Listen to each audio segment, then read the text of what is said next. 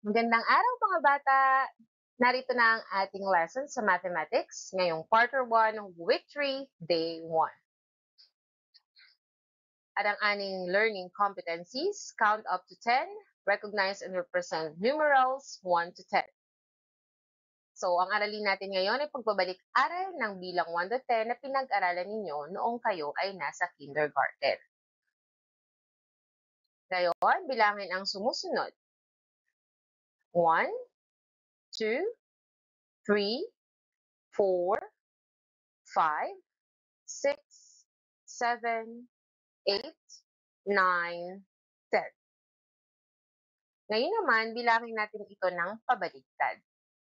10, 9, 8, 7, 6, 5, 4, 3, 2, 1. Mahusay mga bata! Ngayon, bilangin nyo naman ito ng hindi magkakasunod. Tingnan ko nga. 8, 7, 2, 1, 4, 3, 10, 9, 6, 5. So, ang pagbilang ng simula sa 1 papunta sa 10 ay pagbilang ng pataas o count up. Ito yung una nating ginawa, yung 1, 2, 3, 4, 5, 6, 7, 8, 9, 10. Di ba? Pataas siya. 1, dadagdagan ng isa magiging 2. 2, dadagdagan ng isa magiging 3. 3, dadagdagan ng isa magiging 4. 4, dadagdagan ng isa magiging 5 at hanggang umabot ito ng 10. So, pataas ng pataas. So, ang tawag doon ay count up. So, sa pagbilang natin, ng pataas na dadagdagan tayo ng isa. Again, ang tawag doon ay count up. Bilangin naman natin ito ng pabalik simula 10 papuntang 1. So, dito tayo mag-umpisa. 10, 9, 8, 7, 6, 5, 4, 3, 2, 1. Nagawa niyo ba? Ulitin natin. 10, 9, 8, 7, 6, 5, 4, 3, 2, 1. Nagawa niyo ba? Nagawa niyo? Mahusay. Very good. Sa pagbilang ng pabalik ang bilang, ang bilang ba ay tumataas o bumababa? Nung binilang natin ng 10, 9, 8, 7, 6, 5, 4, 3, 2, 1, ang bilang ba ay tumaas o bumaba? Okay, so ito ay bumababa. At ang tawag natin doon ay countdown. Di ba kapag New Year, naalala nyo ba may countdown bago mag 12 o'clock? So magka-countdown sila ng 10, 9, 8, 7, 6, 5, 4, 3, 2, 1. Tapos saka na magpuputukan yung mga fireworks. So countdown ang tawag doon kapag pababa ang bilang. So kapag tayo bumibilang ng pababa, nababawasan ng isa ang bilang. So, pakinggan ang mga tanong at isipin kung alin sa bilang 1 to 10 ang tinutukoy sa tanong. So, isulat sa papel nyo o kung may whiteboard kayo, isulat nyo yung sagot. Okay? Una, anong bilang ang mas marami ng isa o 1 more than sa 1? Ano daw yung mas marami ng isa dito sa 1? No? Ito yung 1. Alin kaya dito yung mas marami ng isa o 1 more than 1? So, ang sagot, 2, di ba? So, mas marami ng isa ang 2 kaysa sa 1. Magdadagdag ka lang ng isa sa 1, magiging 2 ito, kaya mas marami ang 2 ng isa sa 1. Anong bilang ang mas marami ng isa o 1 more than naman sa 3? O ano yung 1 more than sa 3? So, syempre, ang sagot dito ay 4. So, yung katabi niya pataas. Yun yung magiging sagot. Kasi magdadagdag tayo ng isa para mas marami ito ng isa. So, 3 plus 1 ay 4. Okay? Anong bilang ang mas marami ng isa o 1 more than sa 7? Ito yung 7. Alin ang 1 more than sa 7? So, ang sagot ay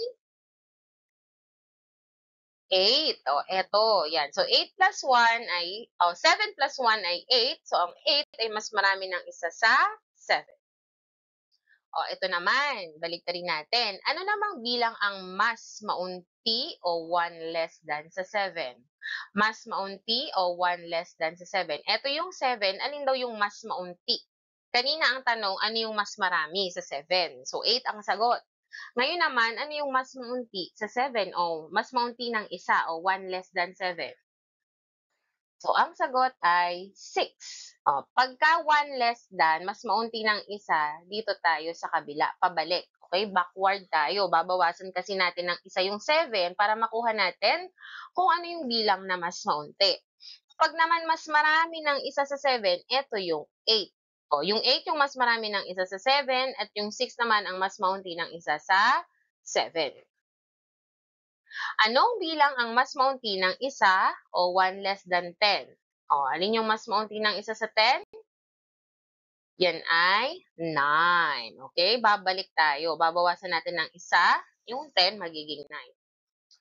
Anong bilang naman ang mas maunti ng isa sa 9? Mas maunti ng isa sa 9. So, ang sagot ay 8. Babawasan natin ng isa, yung 9, ang sagot ay 8. Ayan, nakuha nyo ba mga bata? So ngayon, ano ang posisyon ng mga bilang na one more than o mas marami ng isa sa ibinigay na bilang? Ito ba ay nasa kanan o nasa kaliwa? Ito ay nasa kanan ng ibinigay na bilang. Forward tayo. Yung nasa unahan na number, yun yung mas marami o one more. Ano naman ang posisyon ng mga bilang na one less than o mas maunti ng isa? So, eto naman yung nasa kaliwa. Pabalik tayo kapag mas maunti. Okay? Babawasan natin ng isa. Ngayon, mga bata, nais kong bilangan ninyo ang bagay at isulat ang numero sa loob ng kahon. Bilangan nga natin. 1, 2, 3, 4, 5, 6, 7. So, ilan ito? Yan. 7. Kasunod, ang lapis. 1, 2, 3, 4. Ilan yan? So, sulat natin yan ay 4. Next, ilan yung nota? 1, 2. Ilan naman ang cupcake? 1, 2, 3. Ilan ang bituin o star? 1, 2, 3, 4, 5. Yan. Ilan naman yung cup o sombrero? 1, 2. Okay, ilan naman yung raindrops o patak ng ulan? 1, 2, 3, 4, 5, 6, 7, 8, 9, 10. Okay, salat natin, 10. At ilan ng bola? Yan, 1.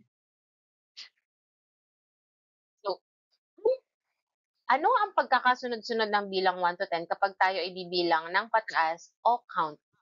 Pag tayo ay bibilang ng pataas o count, paano natin ito bibilangin? So, ito ay ganito. 1, 1, 2, 3, 4, 5, 6, 7, 8, 9, 10. Okay? Ano naman ang pagkakasunod-sunod ng bilang 1 to 10 pag tayo ay bibilang pababa o countdown? So, ito yan. 10, 9, 8, 7, 6, 5, 4, 3, 2, 1. Tandaan, ito ay countdown o pagbilang ng pababa o pabalik. Yan. So, kapag sinabi nating one more sa isang bilang, ito ay mas marami o mas maunti ng isa. Yan. Kapag sinabi nating one less sa isang bilang, ito ba ay mas marami o mas maunti ng isa? Okay. So, kapag sinabing one more, ito ay mas marami ng isa. At kapag one less, ito ay mas maunti ng isa. Tatandaan nyo yan, ha? Ngayon, alamin ang nawawalang bilang, isulat ang letra ng tamang sagot. Number 1, 1, 2, blank, 4, 5. Ano na kasunod ng 2? Siyempre, yan ay 3. Next, pabalik naman to. Countdown, 9, 8, 7, 6. Okay, it's 5. Next, 7, 6, 5, blank, 3. Okay, ito ay 4. 7, 6, 5, 4. Yan, sulat natin. Next, 5 blank, 3 blank, 1. So it is 4 and 2, letter D. Number 5, 6, 7, 8 blank, blank. May dalawang nawawala dito. Okay, so it's letter C. 6, 7, 8, 9, 10.